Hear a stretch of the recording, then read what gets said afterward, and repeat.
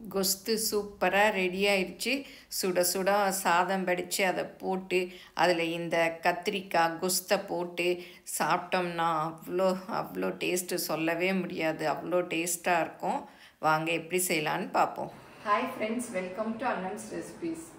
இன்றைக்கி இந்த வீடியோவில் சிதம்பரம் ஃபேமஸ் கத்திரிக்காய் கொஸ்து தான் எப்படி செய்யலான்னு பார்ப்போம். இது சிதம்பரம் நடராஜர் கோயிலில் சம்பா சாதத்தோடு சேர்த்து செய்வாங்க. எங்கள் ப்ராடக்ட்ஸ் எல்லாம் யூடியூப்பில் கமெண்ட்ஸ்க்கு கீழே வந்துட்டுருக்கு. அதில் போய் கிளிக் பண்ணிங்கன்னா அதோட ரேட்டு டீட்டெயில்ஸ் எல்லாமே இருக்கும். அதை கிளிக் பண்ணி நீங்கள் வேணுங்கிற பொருளை ஆர்டர் பண்ணி வாங்கிக்கலாம். இப்போ சிதம்பரம் கொஸ்துக்கு தேவையான பொருள் பார்த்துக்கலாம். எப்போவுமே ஒரு ரெசிபி செய்யறச்ச இந்த மாதிரி தான் நான் எழுதி எடுத்து வச்சுக்குவேன். ஏன்னா அப்போ தான் சில சமயம் டக்குன்னு மறந்து போயிடும். இந்த மாதிரி எடுத்து வச்சுக்கிட்டோன்னா மறக்காமல் இருக்கும். ஃபஸ்ட்டு இதுக்கு ஒரு மசாலா அரைக்கணும். அதுக்கு தேவையான பொருள் பார்த்திங்கன்னா 2 ஸ்பூன் மல்லி, 2 ஸ்பூன் கடலைப்பருப்பு, 1/2 ஸ்பூன் மிளகு, 1/4 ஸ்பூன் வெந்தயம், ஒரு 6 காஞ்ச மிளகாய் காரத்துக்கு. இதை வறுத்து அரைச்சிக்கணும். அப்புறம் இதெல்லாம் தாளிக்கிறதுக்கு கடுகு, கருவேப்பிலை, கடலைப்பருப்பு, மீடியம் லெமன் சைஸ் புளி, அப்புறம் 1 ஸ்பூன் வெல்லம், அப்புறம் உப்பு, தேவையான உப்பு, கொஞ்சம் மஞ்சப்பொடி, 1/2 கிலோ கத்திரிக்காய் எடுத்திருக்கேன். இதுக்கு நல்லெண்ணெய் தான் யூஸ் பண்ணணும். நல்லெண்ணெய் ஃபஸ்ட்டு புளியை ஊற வச்சுக்கிட்டலாம். 1/2 கப் அளவு தண்ணி எடுத்திருக்கேன். அதில் போட்டு நல்லா ஊற வச்சுக்கலாம். இப்போ கொஞ்சமாக ஒரு 1/4 டீஸ்பூன் அளவு இந்த இவ்வளோ தான் நல்லெண்ணெய் ஊற்றுறேன். இதில் கடலைப்பருப்பு, மல்லி, இப்போ மிளகு, வெந்தயம், காஞ்ச மிளகாயும் போட்டுக்கலாம். இந்த மசாலா 1/2 கிலோ கத்திரிக்காய்க்கு கரெக்டாக இருக்கும். நான் காரத்துக்கு இன்றைக்கி குண்டு மிளகா சேர்த்துருக்கேன் 6. நீங்கள் வத்தல் மிளகா கூட எடுத்துக்கலாம். 6 மிளகா எடுத்துக்கிட்டா சரியாக இருக்கும். இல்லை கூட வேணும்னா நீங்கள் பார்த்து போட்டுக்கலாம். கோவிலில் அவங்க செய்கிற பிரசாதத்தில் பெருங்காயம் சேர்க்க மாட்டாங்க. நான் கொஞ்சோண்டு சேர்த்துக்கிறேன். வேணும்னா சேர்த்துக்கலாம், இல்லாட்டி விட்டுடலாம். நல்லா அந்த கடலைப்பருப்பு கலர் மாறிட்டு வாசம் வரணும். நல்லா வாசம் வந்துடுச்சு. அடுப்பை ஆஃப் பண்ணிடுறேன்.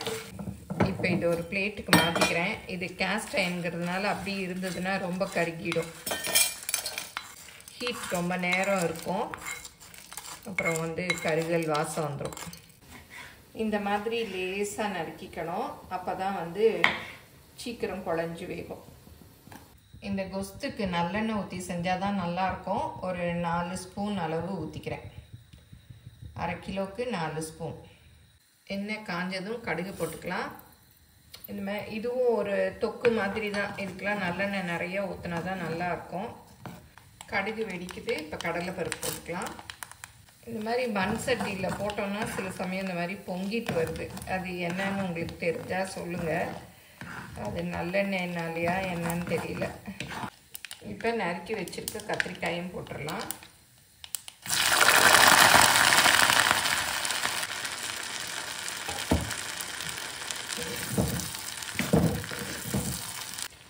கருவேப்பிலையும் போட்டுடலாம்.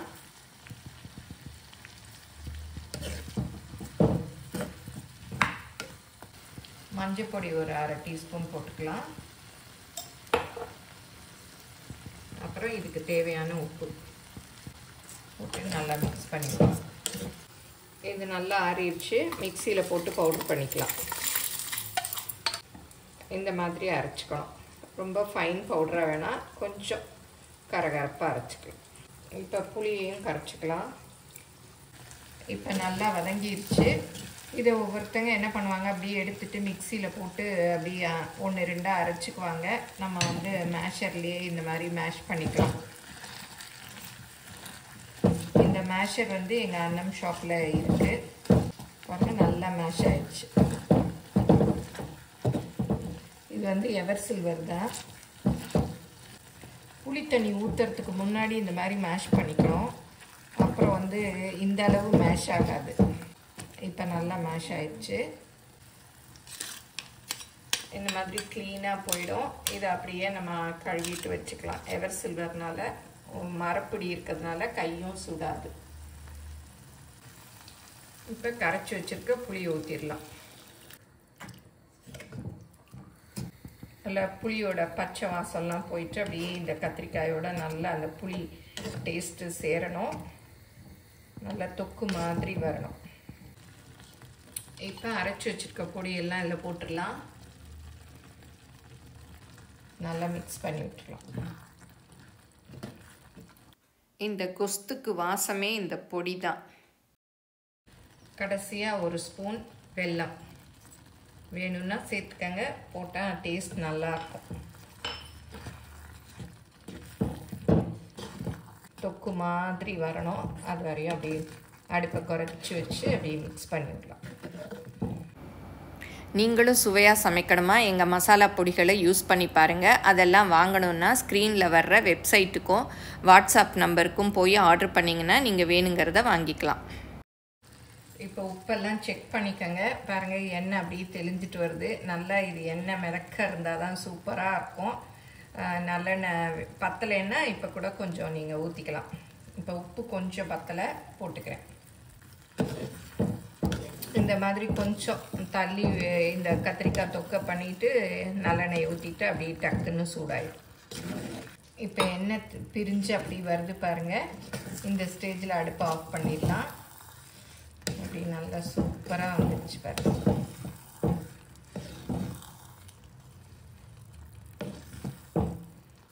இதுக்கு நல்லா கசக்காத கத்திரிக்காயாக பார்த்து வாங்கிக்கங்க. நான் அடுப்பை ஆஃப் பண்ணி 5 நிமிஷம் ஆச்சு. மண் சட்டிங்கிறதுனால பாருங்கள் இன்னுமே கொதிச்சிட்ருக்கு. அப்படி நல்லா சூடு தாங்கும், அதனால் அப்படியே கொதிச்சிட்ருக்கு. இந்த சிதம்பரம் ஃபேமஸ் கத்திரிக்காய் கொஸ்து யாருக்கெல்லாம் பிடிக்கும் அப்படின்னு மறக்காமல் கமெண்ட்டில் சொல்லுங்கள். இன்னொன்றும் கத்திரிக்காயில் கொத்ஸுன்னு பண்ணுவாங்க, அது கொஞ்சம் வேறு மாதிரி இருக்கும்.